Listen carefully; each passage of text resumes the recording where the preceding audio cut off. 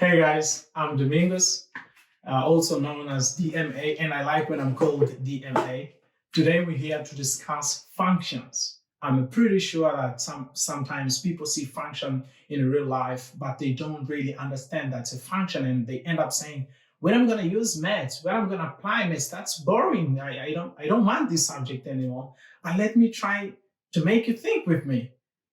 Maybe you've gone to ATM and you withdraw money. Somebody insert the card, or probably you inserted the card, and then you got your money. So there was input, which was your card and the pin of your card that you put, and then at the end you got your money.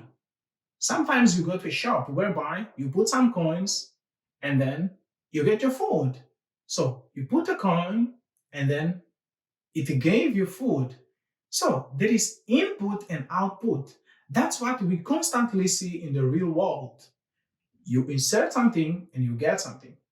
Even for people that are programmers, they program something whereby you insert something and then you have the result, where after you inserting the input, you get the output. So there is input and output. But what happened? How do we get this output? So that means something had to happen.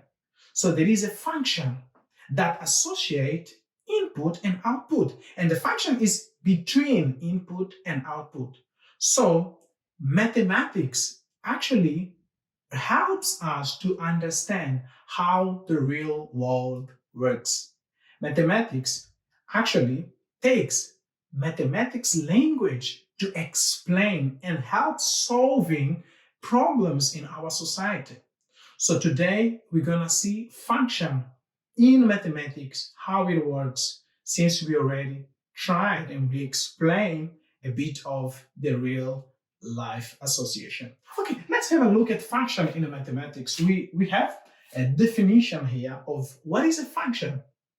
A function is a correspondence that associates each value of a set with one and only one value of another set.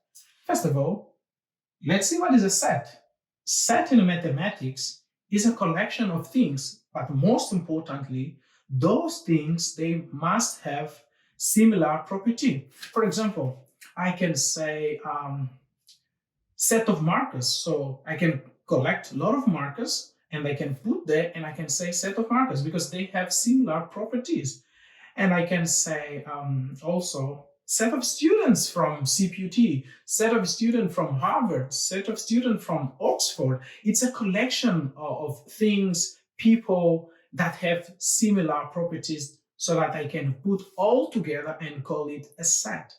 In mathematics, we denotate function like this. So that's another set, which is set A, and that's set B. So it's a function A that is being associated. It's function F actually that is being that is taking two sets. It's associating two sets, set A with set B, and of course, A has values, has elements, and also B has values. Or you can also write like this. You can also put the set A here and set B here. In mathematics, set are usually we usually write them in a capital letter in mathematics. So that's why we usually put capital A and capital B. If you put like small a, that's not right according to mathematics agreement that they had. Okay, that's the definition that we have for function. And now let's have a look at this diagram to see if this diagram is a function. First of all, A here is a set. So A has elements A, B, C, small a, small b, and small c. And B also is another set. And A, B, C, those capital letters are from sets, from B set. Okay, now F is a function. F is associating each value of A is a set, with values of set B. Now let's have a look at first one. A corresponds to only one value of set B. Small a corresponds to capital A. and small b correspond to only one value of set B, and small c corresponds to only one value of set B. So according to the definition, that's a function, because each value of set B, of set A, associates only, but only one value of set B. So this is a function.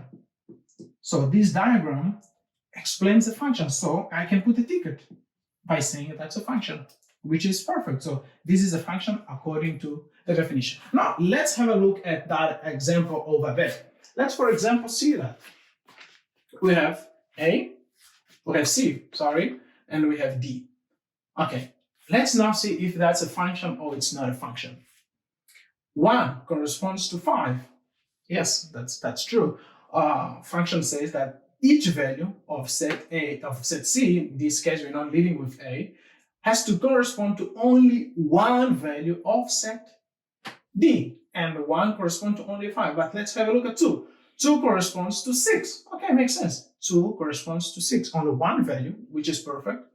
And the 3 corresponds to 6 also, only one value. You may say, oh, but isn't that a problem? Two of them corresponding to one value. No, it's not a problem, because only one value from the first set corresponds to one value of the second one. So that's still a function. I consider it, mathematics consider it as a function.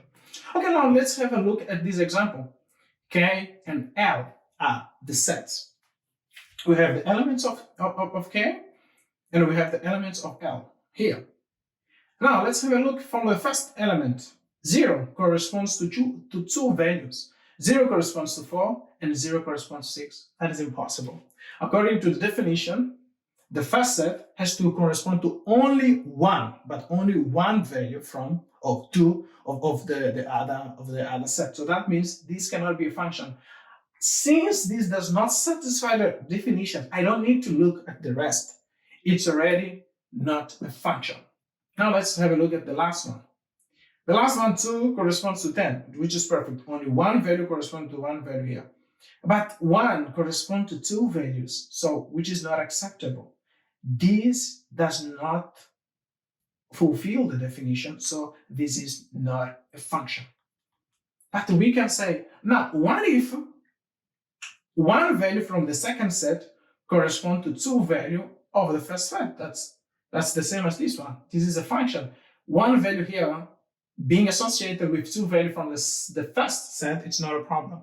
But if you alter the situation, saying that one value here corresponding to 2 values here, as we have here, that is not a function.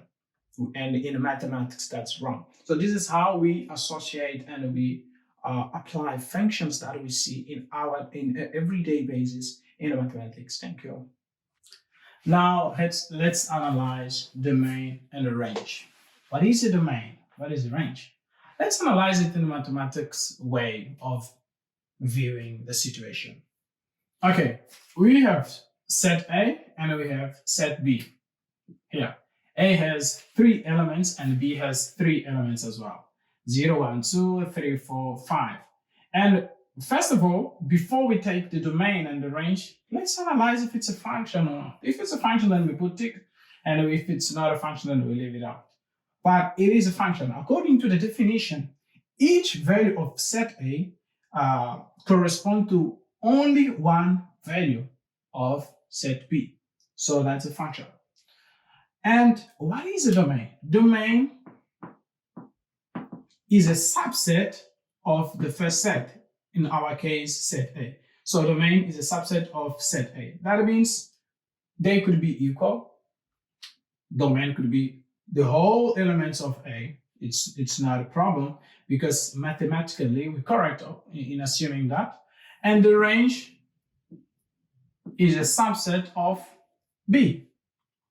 So range is a subset of B and domain is a subset of A. So what is the domain? What is the domain then? The domain here will be domain. Let me put df, symbolizing domain of function f.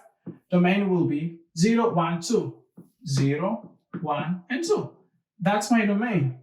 The values from A, and the range And the range here, the range will be, that range of f will be 3, 4, and 5. 3, 4, and 5.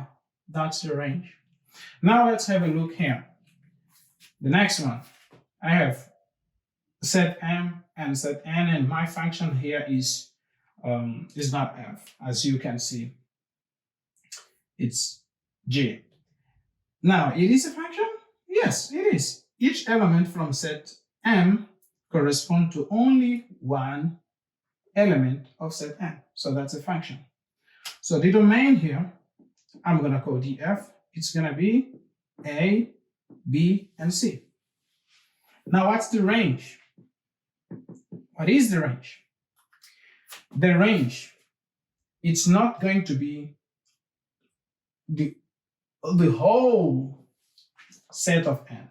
Why? Because one value is not used. And that's why the definitions say range is a subset of B. Sometimes they may be equal, be the whole values, and sometimes not. In other words, we're only going to take the values of set n that is used, which is 0, 1, and 2. 0, 1, and 2. Even if they put 9, 10, 11 here, but when we take the range, we're only going to take the elements that were used. Thank you. Please, if you enjoy, put your like, you leave your comment, subscribe, and press bell. I see you in the next video. Thank you.